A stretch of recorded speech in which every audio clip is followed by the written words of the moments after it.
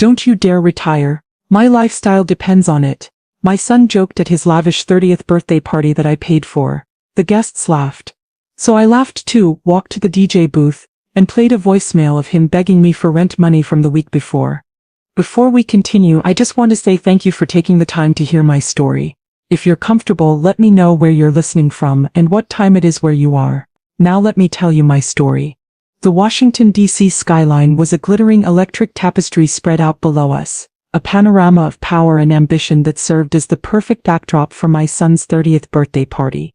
From my vantage point at a quiet corner table, I watched the scene unfold. The rooftop venue was a cathedral of modern chic, all-glass walls, minimalist furniture and artfully placed fire pits that cast a warm, flickering glow on the faces of the city's young, beautiful and self-important. The air was cool for a September evening, scented with expensive perfume and the faint, celebratory aroma of champagne.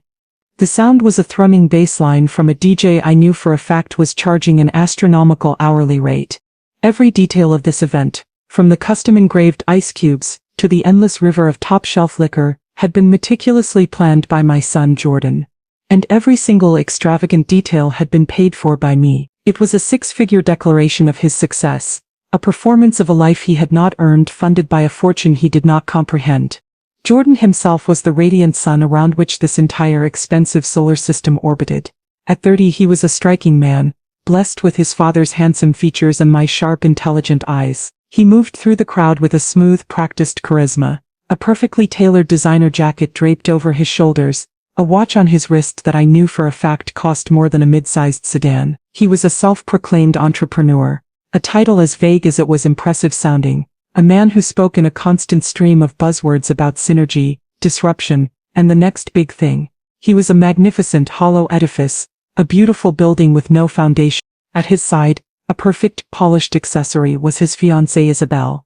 She was a woman of sharp, angular beauty and even sharper ambition.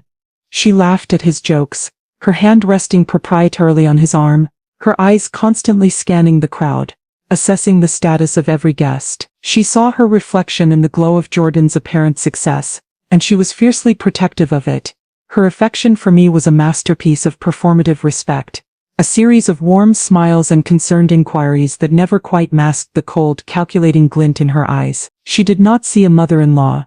She saw a bank vault, and she was patiently waiting for the day her husband would be given the key. I watched them, this perfect power couple, and I felt a familiar, weary ache in my heart. I had built my own empire, a real estate development firm, from nothing. I had started with a single, run-down property in a forgotten neighborhood, and had through 40 years of relentless work, grit, and an unshakable belief in my own vision transformed it into one of the most respected firms in the city. I had navigated a world of powerful, condescending men who had seen my gender and my race as disqualifiers.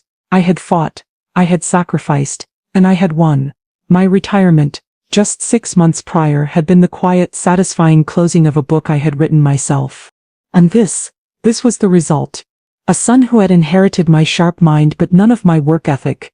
A son who saw my fortune not as the culmination of a lifetime of struggle, but as his natural, inevitable birthright. He believed he was a lion, a king of the urban jungle, completely unaware that his cage was gilded and that I, his mother, was the one who quietly, dutifully filled his bowl every single night. The party was a beautiful, extravagant and heartbreaking testament to my own failure as a parent. The foundation I had provided for him had not been a launch pad. It had become a hammock, and he was now a 30-year-old man, fast asleep. The glittering public spectacle of Jordan's success was a stark, brutal contrast to the private reality of his life. A reality I was intimately and painfully familiar with. The true origin of tonight's dramatic finale had not begun with a joke, but with a desperate, panicked plea just 1 week prior. I had been in my home office, a quiet, sunlit sanctuary in my Georgetown house, reviewing the quarterly reports from the charitable foundation I had established since my retirement. It was a peaceful, orderly afternoon, the kind I had dreamed of for decades. My phone had buzzed, and it was a call from Jordan. I had answered with a warm maternal "hello, sweetheart," and had been met not with his usual charming bravado but with the raw, ragged sound of his panic. "Mom? Thank God you answered," he had said, his voice a low, urgent whisper. "I'm in trouble. Real trouble." This was a familiar script. I had heard this tone of voice before, many times.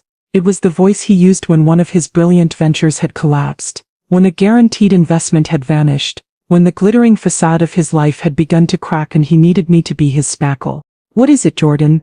I had asked, my voice calm, my heart already beginning to ache with a weary resignation. "It's the rent, Mom," he'd stammered, the words tumbling out in a messy, shameful rush. "The transfer, it didn't go through. My account, it's overdrawn again. I thought I had another week, but the landlord, he's a real hard ass. He served me a final notice this morning. He's going to start eviction proceedings if I don't have the full amount by tomorrow. His rent, the rent on his ridiculously expensive downtown loft, a place with floor-to-ceiling windows and a concierge, a place that cost more per month than the mortgage on my first 3 properties combined. I'm so sorry, Mom," he'd continued, his voice now cracking with a beautifully performed shame. "I know I promised this wouldn't happen again. It's just this new venture. It's about to pop. The big bonus is right around the corner. I just have a temporary cash flow problem." A temporary cash flow problem. That was his preferred euphemism for being completely utterly broke. I had remained silent, letting him squirm in the uncomfortable quiet of his own making. I had heard this story before. The bonus was always just around the corner. The big break was always just one more investment away. "Please, Mom," he had finally whispered, the desperation in his voice now raw and unfiltered. "I wouldn't ask if it wasn't a real emergency. I just need you to cover it this one last time. I swear I'll pay you back. I swear." I had closed my eyes, the familiar weight of his dependency settling on me like a heavy woolen cloak. I knew I would do it. I always did. He was my son, my only child, and his public humiliation would in some way be a reflection on me. So I would write the check, I would make the transfer, I would patch the crack in the foundation and pretend that the entire structure wasn't rotten to its core. "All right, Jordan," I had said, my voice a tired sigh. "I'll take care of it." The wave of relief that washed through his voice was a pathetic, disgusting thing. "Oh, thank you, Mom. Thank you. You're a lifesaver. You're the best. I'll make it up to you, I promise." The call had ended, and I had sat there in the quiet, sunlit beauty of my office, feeling a profound, soul-deep exhaustion. I had made the transfer, another 5-figure sum disappearing from my accounts and into the black hole of his lifestyle. But this time, something had been different. A quiet, cold resolve had begun to form in the pit of my stomach. This could not continue. I was not helping my son. I was crippling him. I was a willing co-conspirator in the construction of his own failure. Later that evening, after he had called to confirm the rent was paid, his voice once again full of its usual charming bravado, I had received another call from him. I had been in the garden and had missed it. He had left a voicemail. I had listened to it, and the sound of his voice, the raw, unfiltered sound of his panic from just a few hours earlier, had been a stark, brutal contrast to the confident man who had just wished me a good evening. I had not deleted the voicemail.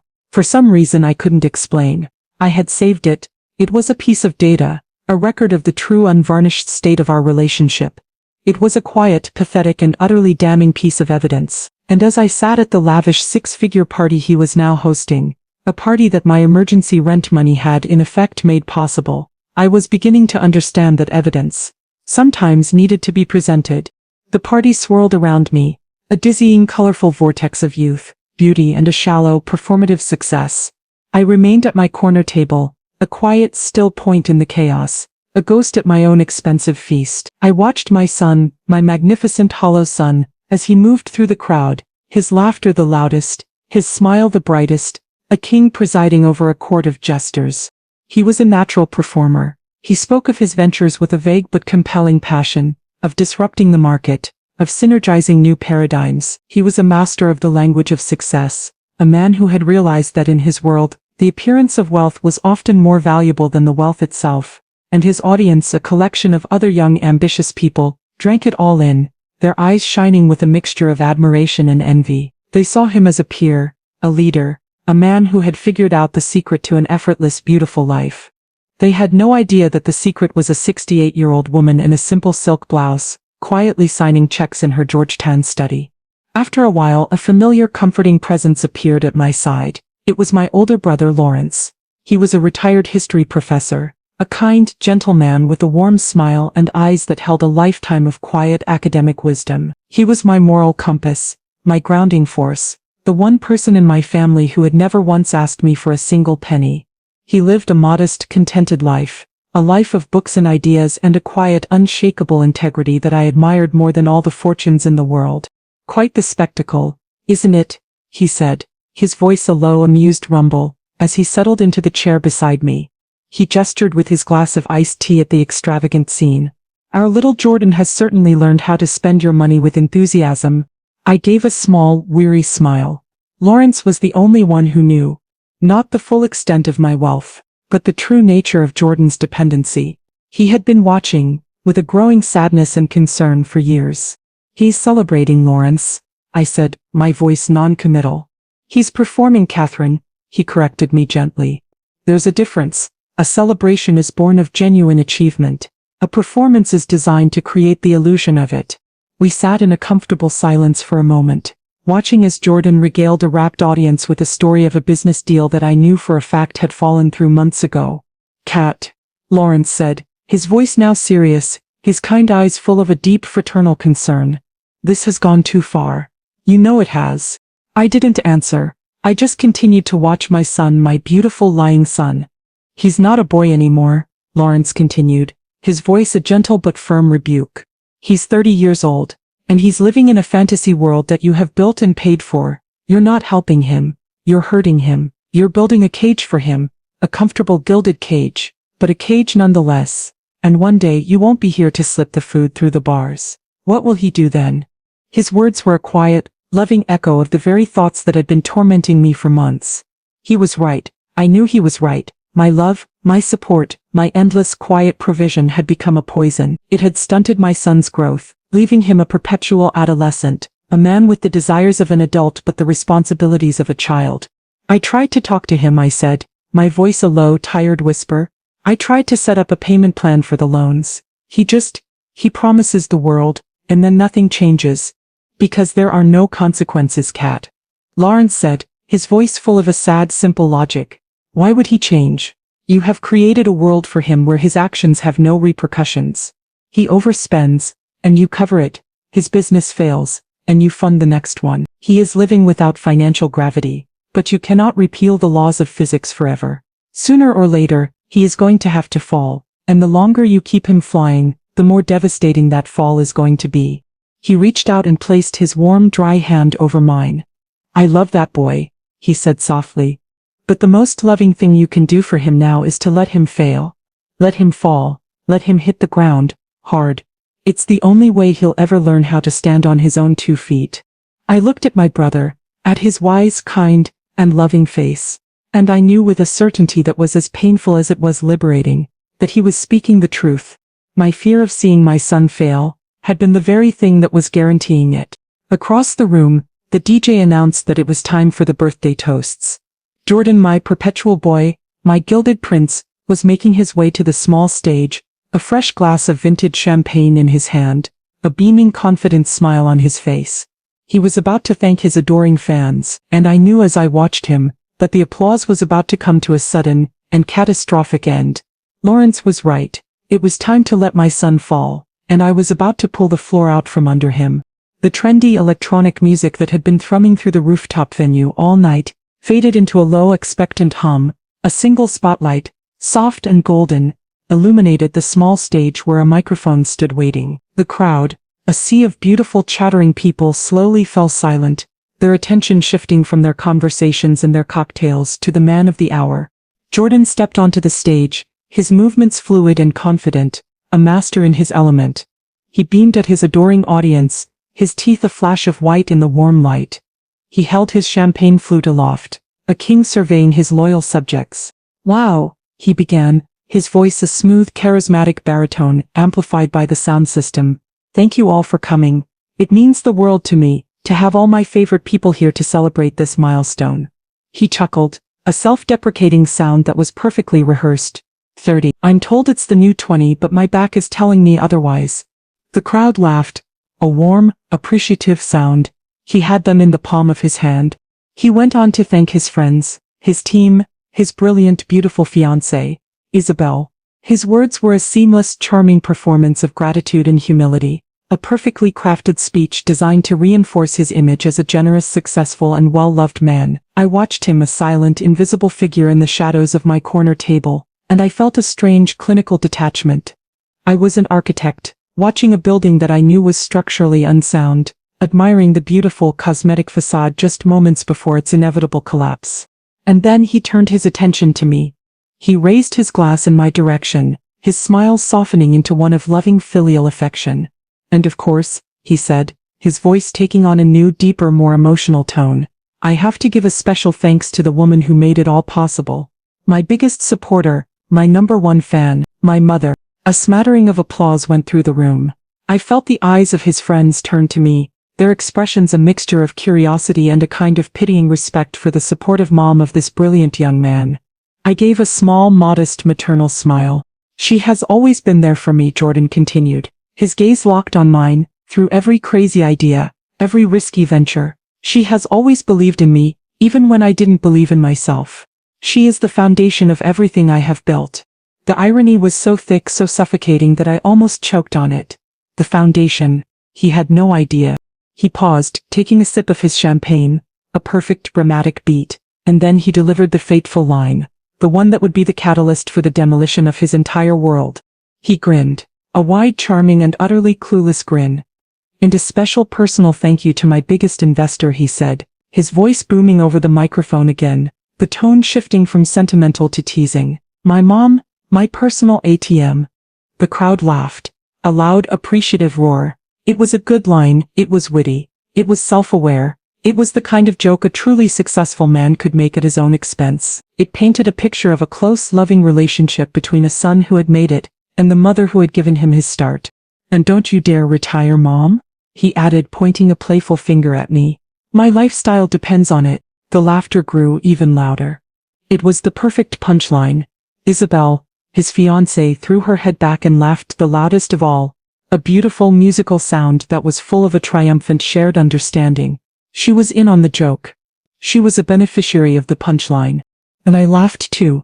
It was a quiet sound, a sound that was lost in the roar of the crowd's amusement, but it was a laugh that was as cold and as sharp as a shard of ice. It was the laugh of a woman who has just been handed the perfect, beautiful, and utterly damning weapon. The laughter began to die down. Jordan was still beaming, basking in the warm glow of his own wit. He was about to propose a final toast. But before he could, I stood up. My movement was quiet, but in the settling room it was a definitive, attention-grabbing act. A hush fell over the crowd. They looked at me, expecting a tearful maternal response, a loving retort to my son's playful roast. Jordan looked at me, a flicker of confusion in his eyes. This was not in his script. I was supposed to be a silent, smiling prop in his performance. I smiled back at him, a serene, calm, and utterly chilling smile. "You know what, honey," I said, my voice quiet but clear, my words picked up by the still live microphone on the stage. "You're right. That was a very funny joke. Let's talk about that lifestyle." The confusion on Jordan's face deepened. The crowd murmured, a low, uncertain sound. They sensed a shift in the atmosphere, a change in the tone of the evening. The playful celebratory mood had suddenly become something else, something tense and unpredictable. And as they watched in a captivated, confused silence, I began to walk. I did not walk to the stage to embrace my son. I walked with a slow, deliberate, and utterly unwavering purpose, past his stunned, frozen figure and directly toward the DJ booth at the back of the stage. The joke was over, the punchline was about to be delivered, and it was not going to be funny at all. Every head in the venue turned to follow my slow, deliberate progress. The walk from my table to the DJ booth was perhaps only 50 feet, but it was the longest and most significant journey of my life. Each step was a quiet, definitive severing of the maternal bonds that had for 30 years defined my existence. I was no longer walking as a mother. I was walking as a creditor, a CEO, a woman who was about to call in a debt that was long, long overdue. The air on the rooftop was thick with a new, palpable tension. The earlier mood of celebratory drunken revelry had been replaced by a quiet, intense, and uncomfortable curiosity. I could feel the eyes of 150 people on my back, their minds racing, trying to make sense of this strange, unexpected turn of events. What was the old lady doing? Was this part of the show? I did not look at them. My gaze was fixed on my destination, the small, glowing oasis of the DJ booth. The DJ, a young man with trendy glasses and a look of profound professional boredom, watched my approach with a dawning sense of alarm. He was used to dealing with drunken requests for bad songs, not with elegant, 68-year-old women walking toward him with the calm, focused intensity of a predator. I did not look at my son. I could feel his presence behind me, a frozen statue of confusion and a growing impotent rage. I had stolen his spotlight. I had hijacked his performance. He had no idea I was about to burn the entire theater to the ground. I reached the DJ booth. The young man looked up at me, his eyes wide over the top of his laptop. Ma'am, can I help you?" he stammered. I gave him a small, disarming smile. "Yes, you can, young man," I said, my voice a low, confidential murmur that was just for him. "I am the mother of the birthday boy, and I have a very special surprise message I would like to play for him. It's an audio file on my phone." I pulled my phone from my small, elegant clutch. The screen was already on, the audio file queued up, my finger hovering over the play button. The DJ looked from my calm, smiling face to the stunned, angry face of Jordan on the stage, and then back to me. His professional instincts were clearly at war with his survival instincts. "I don't know, ma'am," he began. "I'm not really supposed to." I did not let him finish. I reached into my clutch again and pulled out not my phone but a thick, crisp $100 bill.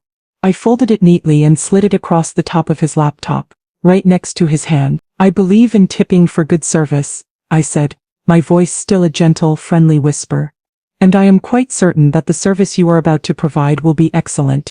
His eyes flickered down to the money, then back up to my face. He saw the cold, hard, and utterly non-negotiable certainty in my eyes. He saw a woman who was not making a request, but giving an order. He was a smart young man. He understood power, and he had just realized that the true power in this room was not the loud, flashy man on the stage, but the quiet, elegant woman standing in front of him. He swallowed hard and gave a single jerky nod. He took a small adapter cable and plugged one end into his mixing board. He held the other end out to me. "Headphone jack?" he said, his voice a nervous whisper. I took the cable and plugged it into my phone. The connection was made. The weapon was armed. "Thank you," I said. "You can cut the music. I'll take it from here." And as the entire silent and now invested audience watched, the DJ, with a look of terrified, fascinated resignation on his face, tapped a button on his console. The low ambient hum of the background music cut off abruptly. The only sound was the faint, distant hum of the city and the sharp, collective intake of breath from 150 people who knew they were about to witness something truly unforgettably catastrophic. The speakers, which had just been blasting a trendy, bass-heavy track, crackled with a moment of electric silence. I looked out at the sea of faces. I looked at my son, at his pale, horrified face, and then with a hand that was as steady as a surgeon's I pressed play. The first sound that erupted from the powerful club-quality speakers was not music. It was the raw, unfiltered and pathetic sound of my son's panic. His voice, stripped of all its charming, confident bravado, filled the silent, stunned rooftop venue. It was a voice no one in that crowd had ever heard before. It was the voice of a terrified child, not the voice of a successful entrepreneur. "Mom? Thank God you answered." The audio was crystal clear, every crackle of desperation, every tremor of fear, amplified to a concert-level volume. The crowd, which had been expecting a sentimental pre-recorded birthday message, was now frozen in a state of collective horrified shock. Jordan stood on the stage, a deer in the headlights of his own making. The color had drained so completely from his face that he looked like a statue carved from ash. His mouth was hanging slightly open, his eyes wide with a look of pure, unadulterated and public horror. "I'm in trouble, Mom. Real trouble." The sound of his own weakness, his own failure, broadcast for all his friends, for his fiancée, for his entire world to hear, was a form of violence so profound it was almost physical. He flinched as if he had been struck. Isabel, his beautiful, ambitious fiancée, was staring at him, her own face a mask of cold, dawning comprehension. The charming, successful man she was about to marry was a fraud, and the proof was echoing from the speakers in his own pathetic words. "It's the rent, Mom. The transfer, it didn't go through. My account, it's overdrawn again." A wave of mortified, disbelieving murmurs began to ripple through the crowd. This was not just a joke. This was an execution. They were the unwilling witnesses to the complete and total demolition of a man's reputation. Their faces were a mixture of pity, disgust, and a kind of morbid, can't-look-away fascination. The landlord, he's a real hard ass.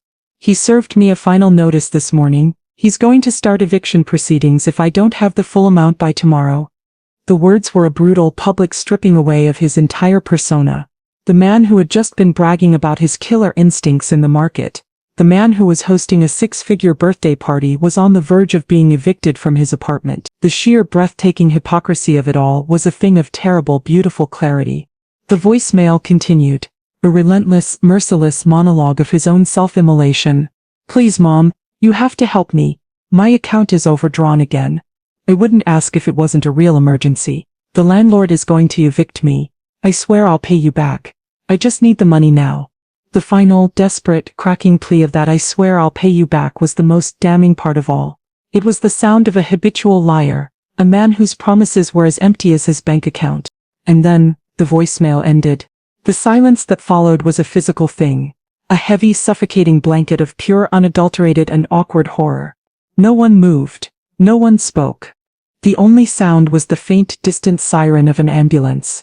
A fitting soundtrack to the death of my son's social life. Into that dead, absolute silence, I walked back to the stage. I took the microphone from the stand where Jordan had left it. He was still frozen, a statue of public shame. I looked out at the sea of stunned, horrified faces. I do apologize for the interruption, I said, my voice calm, clear, and carrying to every corner of the silent rooftop. But as you all heard, my son was having a bit of a cash flow problem, and as the investor he so generously toasted, I felt it was my fiduciary duty to clarify the true nature of his business. I turned my head and looked at my son, at the broken, hollowed-out shell of the man who had just been so full of life and laughter. "Happy birthday, sweetheart," I said, my voice not cruel, not angry, but a simple, quiet, and utterly devastating statement of fact. "Welcome to the real world. Your allowance has officially been cut off." The implosion of the party was a swift and brutal thing. It did not wind down. It shattered. The moment I finished speaking, a great, collective exhalation of breath seemed to go through the crowd, as if they had all been holding it for the duration of the terrible public spectacle. And then the exodus began. There was no music, no laughter, just the low, frantic murmur of 150 people all trying to find a polite, socially acceptable way to flee a disaster zone. They avoided looking at Jordan, who was still standing on the stage, a ghost at his own funeral. They avoided looking at me, the quiet, elegant woman who had just detonated a nuclear bomb in the middle of a birthday party. They just wanted to be gone. "Oh, look at the time," I heard one woman say to her husband, her voice a loud, false stage whisper. "We have that early morning tomorrow." "The babysitter," another man said, his hand already on his wife's back, steering her toward the elevators. "We really have to get back." It was a masterclass in social evasion. Within 10 minutes the rooftop, which had been a thrumming, vibrant hub of activity, was a desolate, windswept landscape of abandoned cocktail glasses and half-eaten canapés. The beautiful, extravagant party had become a sad, expensive wreckage. My brother Lawrence was one of the last to leave. He came over to me, his kind, wise face a mixture of shock, sadness, and a kind of grim, reluctant approval. "Catherine," he said, his voice a low, heavy sigh, "I told you to let him fall. I didn't think you were going to push him off a cliff." "Sometimes," I said, my voice quiet, "the only way to teach someone to fly is to take away the net." He shook his head slowly. "This is going to be a hard landing," he said. He squeezed my arm, a gesture of love and solidarity, and then he too was gone, leaving me alone to survey the quiet, devastating aftermath of my own creation. I was not entirely alone. At the center of the wreckage, 3 figures remained. Jordan, Isabel, and Dante, his best friend and business partner. Dante looked pale and shell-shocked, his eyes darting between Jordan and me as if he were watching a tennis match between two gods. Jordan had finally moved.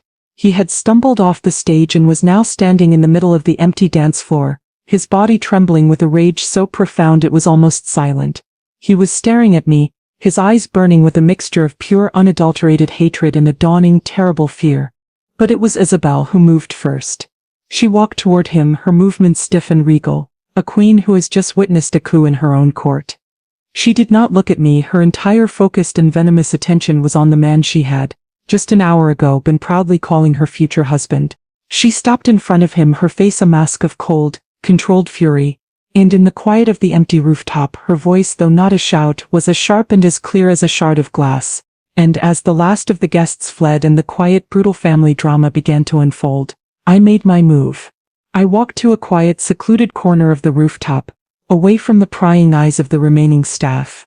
I took out my phone. The emotional, public part of my plan was complete. It was time for the quiet, digital, and infinitely more devastating part to begin. I made a single quiet call to my wealth manager, James. He answered on the first ring, as I knew he would. He had been on standby all evening. "James?" I said, my voice calm, the chaos of the party a distant, irrelevant noise. "It's Catherine. Execute Protocol 0. There was a brief, professional pause on his end. "Code 0 confirmed, Catherine," he said, his voice a low, efficient hum. "Are you absolutely certain?" "I have never been more certain of anything in my life," I replied. "Understood," he said. "The protocol is now active. The guillotine will fall in the morning." I hung up the phone. It was done. Protocol 0 was our code name for a financial doomsday scenario I had designed with James years ago. It was a scorched earth policy, a single command that would trigger a cascade of events designed to completely and totally sever all financial ties between myself and my son. It would immediately deactivate all the supplementary credit cards he and his fiancée used with such careless abandon. It would freeze all the joint accounts we shared, accounts he used to create the illusion of his own income, and most importantly, it would send an automated, legally binding notification to every financial institution where I was a co-signer on his behalf: the leasing company for his expensive condo, the financing company for his luxury car. The notification would state my immediate and irrevocable withdrawal of all financial backing and personal guarantees. Jordan believed that the public humiliation was the worst of it. He had no idea it was just the overture. The real catastrophic and life-altering consequences were now in motion. A silent, digital tsunami that was at that very moment racing toward the fragile sandy shores of his artificial life. As I ended the call that had just sealed my son's financial fate, the drama on the empty dance floor reached its climax. Isabel, who had been circling Jordan like a shark, finally moved in for the kill. She stopped directly in front of him, her posture ramrod straight, her face a mask of cold, contemptuous fury. She was no longer the adoring, supportive fiancée. She was a venture capitalist who had just discovered that her sure-thing investment was a complete and total fraud. "So," she began, her voice a low, chilling hiss that cut through the quiet of the empty rooftop. "Let me see if I understand this. The ventures, the deals, the imminent success, it's all been a lie." It was not a question, it was a statement of fact, a verdict. Jordan, who had been staring at me with a look of pure impotent hatred, finally turned his attention to her. His face was a mess of conflicting emotions, shame, anger, and a desperate, pathetic plea for her to understand. "Izzy, baby, no," he stammered. "It's not like that. It's just a temporary setback. My mom, she's just being vindictive. She'll come around." Isabel let out a short, sharp, and utterly mirthless laugh. It was a sound of pure, unadulterated contempt. "Come around, Jordan. Are you listening to yourself? Your mother didn't just expose you, she annihilated you. In front of our entire world, she played a voicemail of you begging for rent money." Rent money. The word rent was a particularly vicious, well-aimed blow. It was a word that did not exist in the glamorous, high-flying world she had believed she was marrying into. "You're not a successful entrepreneur," she continued, her voice a merciless, surgical blade.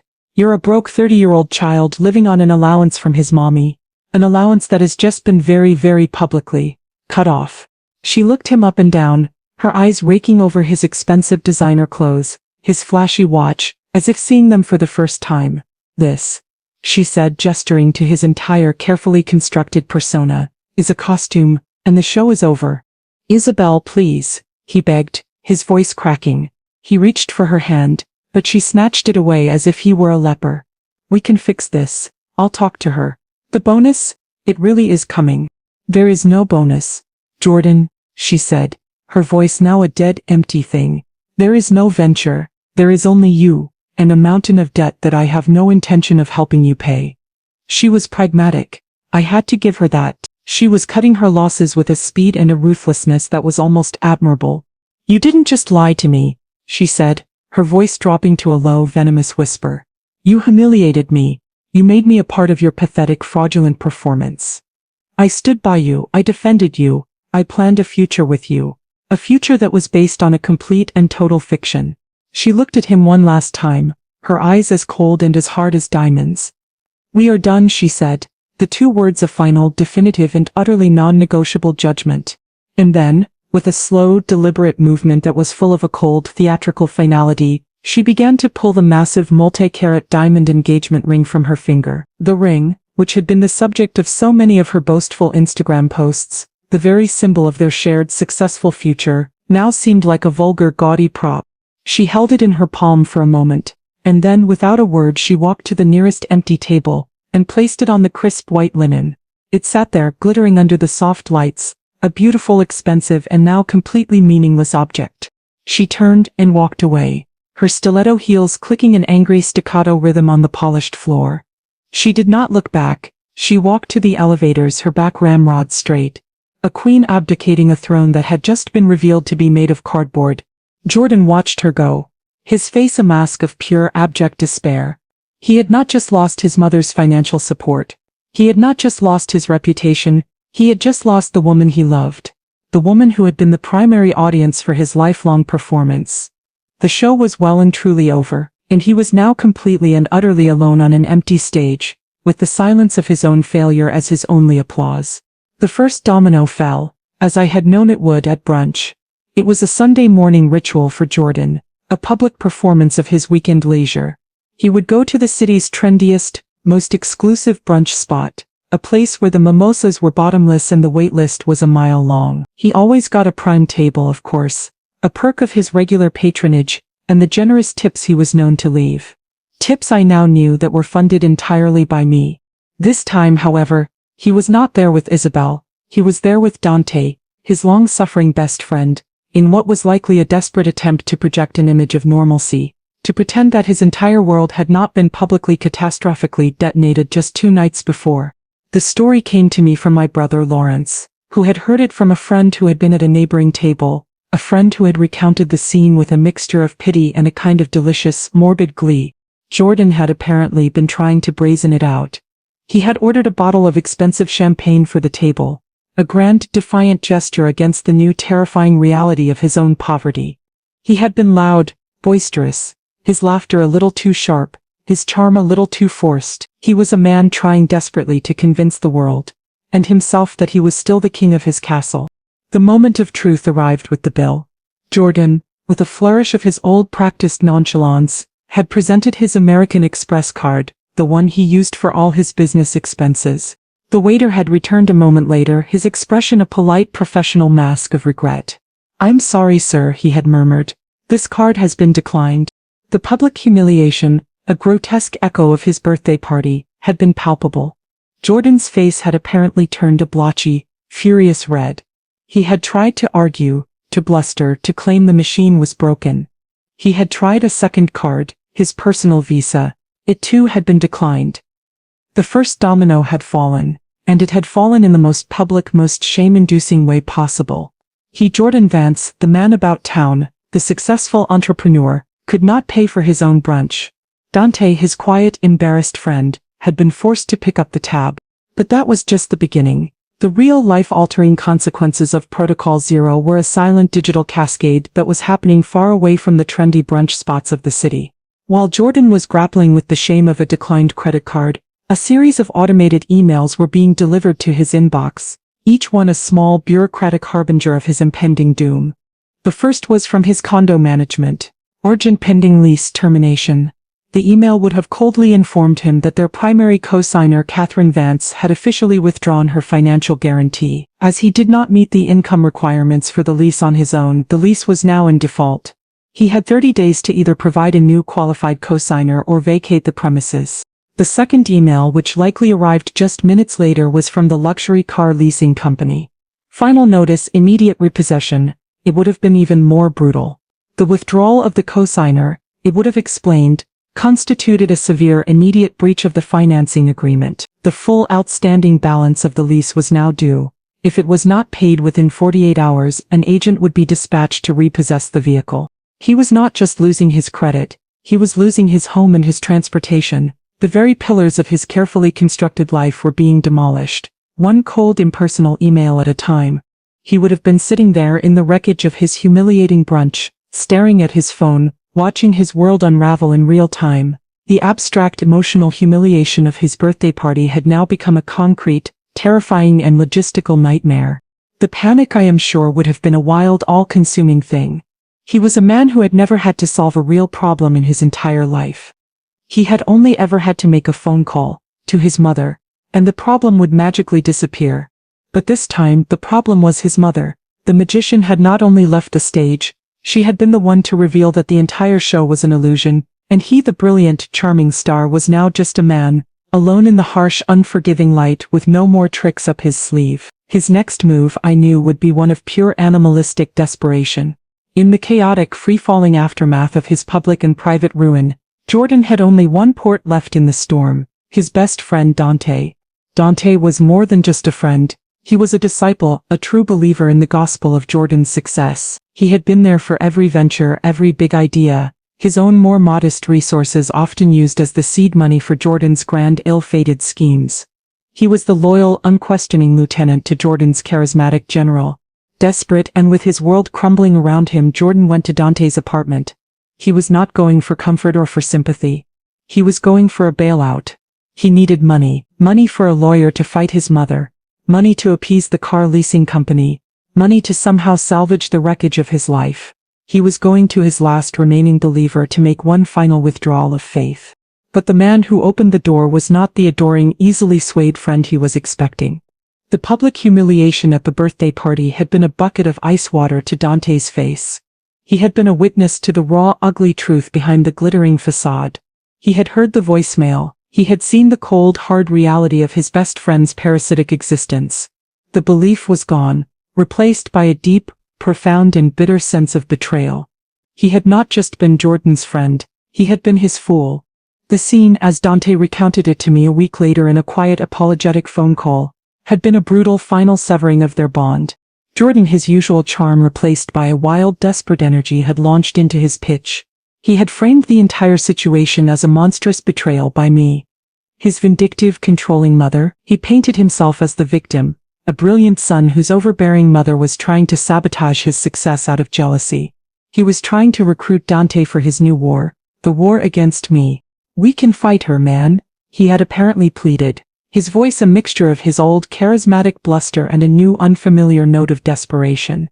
"We just need to get a good lawyer. I just need a loan, a big one, to get back on my feet. Once the new venture pops, I'll pay you back 10 times over. You know I'm good for it." Dante had just stood there, in the doorway of his modest, clean apartment, and he had listened. He had let Jordan spin his web of lies and delusions, his expression a mask of quiet, unreadable calm. When Jordan had finally finished, his frantic, desperate pitch hanging in the air between them, Dante had just shaken his head slowly. "No, Jay," he had said, his voice quiet but with a new, hard finality. "No more, I'm done." Jordan had been stunned into silence. This was not the reaction he had been expecting. He had been expecting sympathy, loyalty, an open checkbook. He had not been expecting a rebellion from his most loyal subject. "Done?" he had stammered. "What are you talking about? We're partners, we're brothers." "No," Dante had said, and the sadness in his voice was a more damning judgment than any shout. "We're not partners. I was your unpaid assistant, and you were my rich friend. That's what I thought, at least." He had looked his friend, his idol, the man he had looked up to for years, directly in the eye. "But you're not rich, are you, Jordan? You're not successful. You're just a 30-year-old man who has been living a lie that your mother paid for." I heard that voicemail. We all did. You were begging for rent money, and then you had the nerve to stand up there and act like you were king of the world. The truth, delivered from the one person whose admiration he had always taken for granted, was a blow from which there was no recovery. "I can't help you, Jordan," Dante had said, his voice now a quiet, sorrowful whisper. "And even if I could, I wouldn't. Your mother didn't ruin your life. She just stopped paying for the fake one you were living. And you know what? She was right to do it." He had then given Jordan not a loan, but the most valuable thing he had ever received, a piece of brutal, unvarnished and necessary advice. "You need to grow up," he had said. "Get a real job, pay your own rent, be a man. Maybe then we can talk about being friends again." And with that, he had closed the door, leaving Jordan standing alone in the hallway of the apartment building, the final, most loyal pillar of his support system having just crumbled to dust. He had no fiancé, he had no friends, he had no one left to call, except of course for the one person who was the source of all his misery. The call, when it finally came, was the raw, primal scream of a cornered animal. It was a sound stripped of all artifice, all charm, all pretense. It was the sound of my son, completely and utterly broken, lashing out at the only target he had left me. He had lost his fiancée, he had lost his best friend. He was on the verge of losing his home and his car. His entire carefully constructed world had been demolished in the space of 72 hours, and in his mind, in his profoundly tragically self-absorbed worldview, there was only one person to blame. I answered the phone, my voice calm, prepared. I had been waiting for this call. It was the final, necessary and most painful step in the process. "What did you do?" The scream was the same one he had unleashed after the brunch fiasco, but this time it was not just laced with anger, it was laced with a deep, ragged and utterly desperate despair. I waited, letting the wave of his fury break against the calm, silent shore of my composure. "My life is over," he sobbed, his voice cracking, devolving from a shout to a pathetic weeping wail. "Isabel left me. She threw the ring in my face. Dante. He turned his back on me. He called me a fraud. My condo is evicting me. They're going to take my car. Why? Why would you do this to me? Why would you ruin my life?" The litany of his woes was a symphony of consequences, a beautiful, tragic and entirely self-composed masterpiece. He was finally seeing the full panoramic scope of his own ruin, but he was still incapable of seeing his own hand in its creation. "Hello, Jordan," I said, my voice quiet, even. "Don't you hello Jordan me," he shrieked. "You did this. You planned this. The party, the voicemail. It was all a sick, twisted setup to destroy me. Was it, Jordan?" I asked, and my voice was not angry, not accusatory. It was the voice of a therapist, a teacher, a woman asking a question to which she already knew the answer. Or was it simply a mirror? I showed you your own reflection, and you shattered. That is not my fault. That is a structural problem in the material itself. "I hate you," he screamed, the words the final desperate resort of a child who has no other argument. "You're a cold, vindictive, evil woman. You're not my mother." I sighed, a soft, weary sound. The words, which should have been a dagger to my heart, felt strangely distant. He was right. I was not the mother he wanted anymore. The endlessly forgiving, endlessly providing and endlessly enabling mother was gone. She had died on his 30th birthday. The woman he was speaking to now was someone else entirely. She was Catherine Vance, the woman who had built an empire, the woman who understood the cold, hard and unforgiving calculus of profit and loss. And he, her son, had become a bad investment. It was time to cut her losses. "I didn't ruin your life, Jordan," I said, my voice as calm and as clear as a bell. "I simply stopped paying for it." The line went silent. My quiet, simple statement of fact had cut through his hysterical rage like a laser. "You joked at your party that I was your personal ATM," I continued, my voice now a low, chilling and utterly final whisper. "It was a very funny joke. Everyone laughed. But you and I, we both knew it wasn't a joke. It was the simple, ugly truth. You have treated me as your personal, limitless source of funds your entire adult life. You have confused my love for a line of credit, and you have just discovered that your credit limit has been reached." I let him absorb the finality of my words. "As of your 30th birthday," I concluded, my voice utterly devoid of anger, a simple, final and non-negotiable statement of a new reality. That machine is now permanently out of service. You are a 30-year-old man. It is time for you to learn how to make your own deposits. Goodbye, Jordan." And before he could respond, before he could muster another scream, another sob, another accusation, I ended the call. I had said everything that needed to be said. The final painful and necessary severance was complete. The quiet, peaceful and long overdue first day of my own retirement had finally truly begun. The weeks that followed my final quiet declaration of war were a silent, brutal education for my son. He had been a man living in a beautifully designed, fully furnished house with no foundation, and I, the architect, had finally, definitively walked off the job site. The collapse was inevitable. He had been so accustomed to my presence as his eternal safety net that he truly believed my actions were a temporary, dramatic gesture, a fit of pique from which I would eventually recover. He spent the first few days, I later learned, in a state of arrogant, wounded disbelief. He expected me to call, to apologize, to offer a new, more favorable set of terms. He was a king in exile waiting for his subjects to beg him to return to the throne. The call never came. The silence from my end was a new, terrifying weapon he had never encountered before. It was a solid, unbreachable wall against which his manipulations, his charm, his angry demands were all useless. He was, for the first time in his life, completely and utterly on his own. And the world, which had always seemed to bend to his will, was now a cold, hard, and unforgiving place. The eviction notice was not a suggestion. The repossession order was not a negotiation. These were the real-world consequences of his own financial irresponsibility. And for the first time there was no one to shield him from them. He hit rock bottom with a speed and a finality that was almost breathtaking. The first to go was the car, the sleek black Escalade. His chariot of success was unceremoniously towed from the parking garage of his condo building in the middle of the night. A quiet, humiliating disappearance that announced to his entire gossipy building that his reign was over. Next, his credit, which had been his magic wand, was officially destroyed. The multiple simultaneous defaults on his credit cards and the car lease sent his credit score plummeting into a financial abyss from which it would not recover for a decade. Then came the eviction.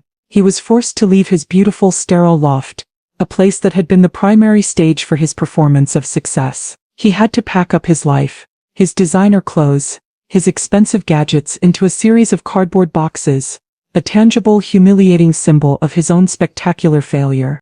He had nowhere to go. Isabel was gone, her family having closed ranks around her with the cold, efficient brutality of the wealthy protecting their own.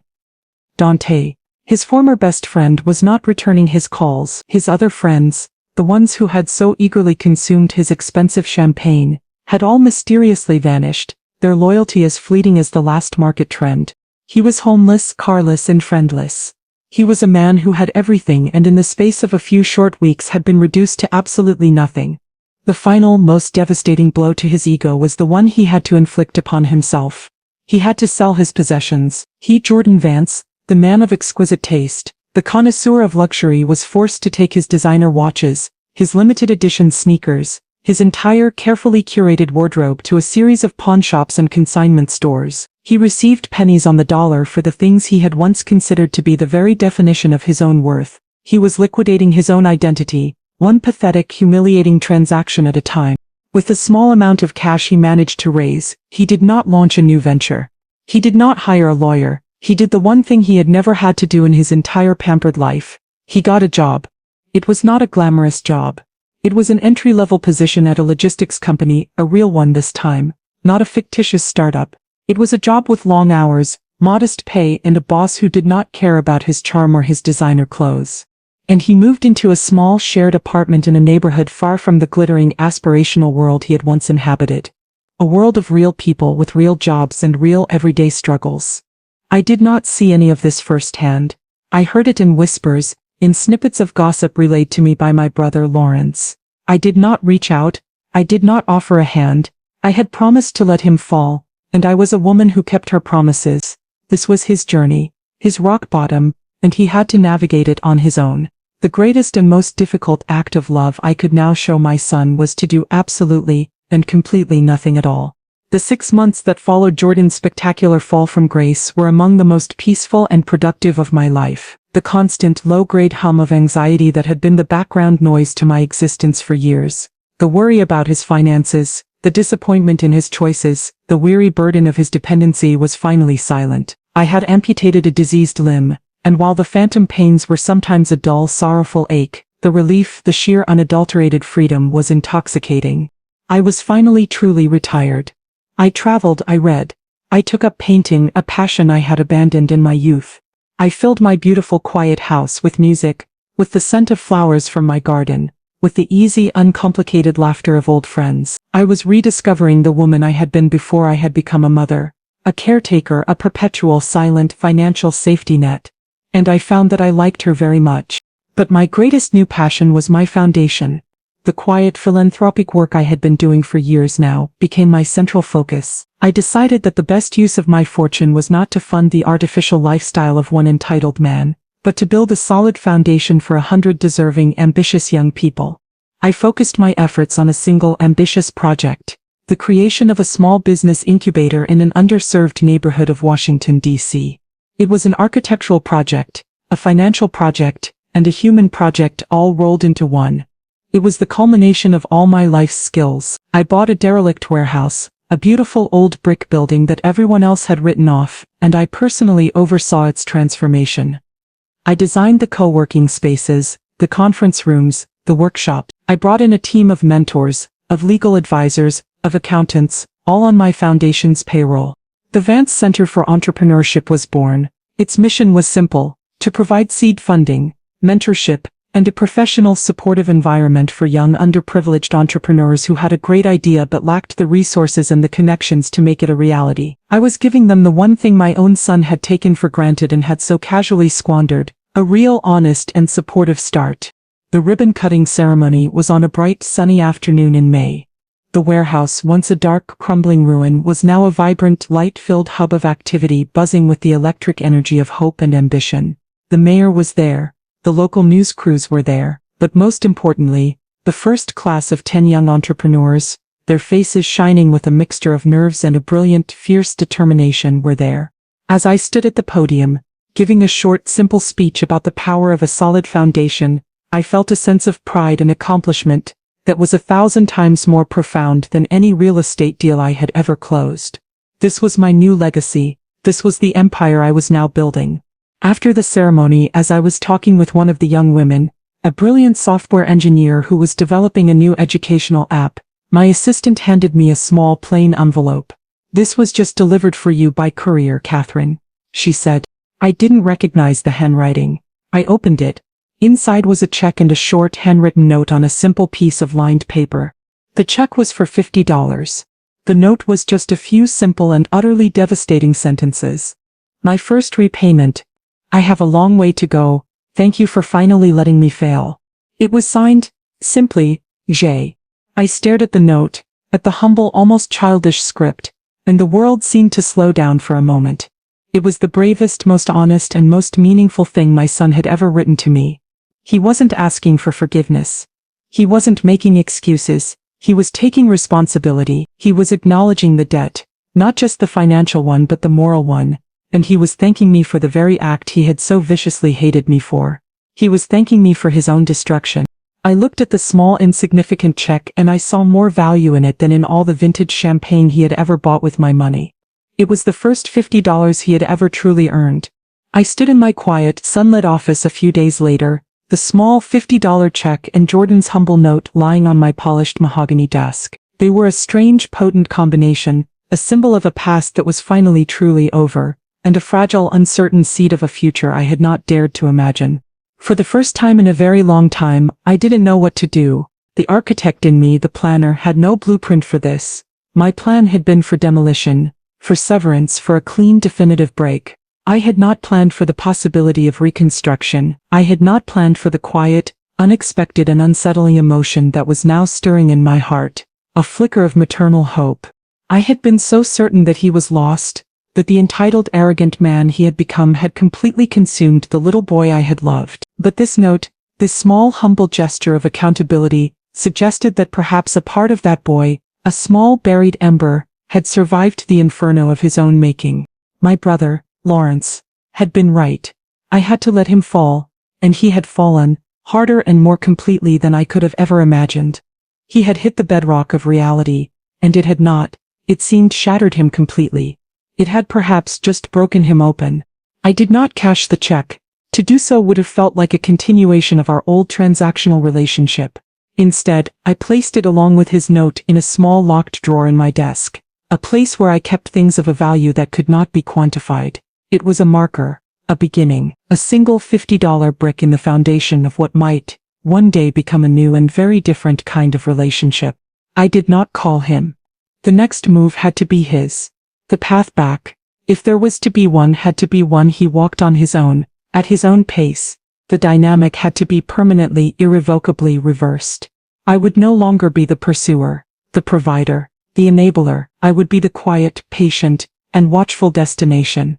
My life in the meantime was full. The Vance Center was a resounding success, a vibrant, thriving ecosystem of creativity and hard work. The young entrepreneurs I was mentoring were a source of constant inspiration. Their energy, their gratitude, and their fierce, hungry ambition, a daily reminder of what was possible when potential was met with opportunity instead of entitlement. I was investing my time, my resources, and my heart in them. I was building a new, chosen family, a family built not on the accident of blood, but on the shared values of integrity, hard work, and a mutual profound respect.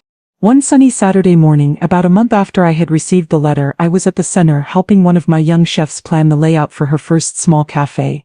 My phone buzzed. It was a text from an unknown number. "Mom, it's Jordan. I hope this is still your number. I got it from Uncle Lawrence. I just wanted to tell you that I've been promoted. It's not much. Assistant manager, but it's a start. I'm sending another check next week. It'll be a little bigger this time." I stared at the message, a slow, genuine smile spreading across my face. He wasn't asking for anything. He was just reporting. He was sharing a small, honest victory, a victory that was entirely his own. It was a gesture of a son to a mother, not a debtor to a creditor. I thought for a moment, my thumb hovering over the keyboard. The old me, the fixer, the enabler, would have responded with an effusive, emotional gush of praise and pride. But the new me, the woman who had learned the hard, painful lesson of letting go, knew that was not what he needed. I typed a simple, quiet, and profoundly honest reply. "That's wonderful news, Jordan. You should be very proud of yourself." I hit send. It was not an absolution, it was not a reconciliation, but it was a beginning, a new one, a real one. And for the first time in a very long time, it was a foundation that I believed might actually be built to last.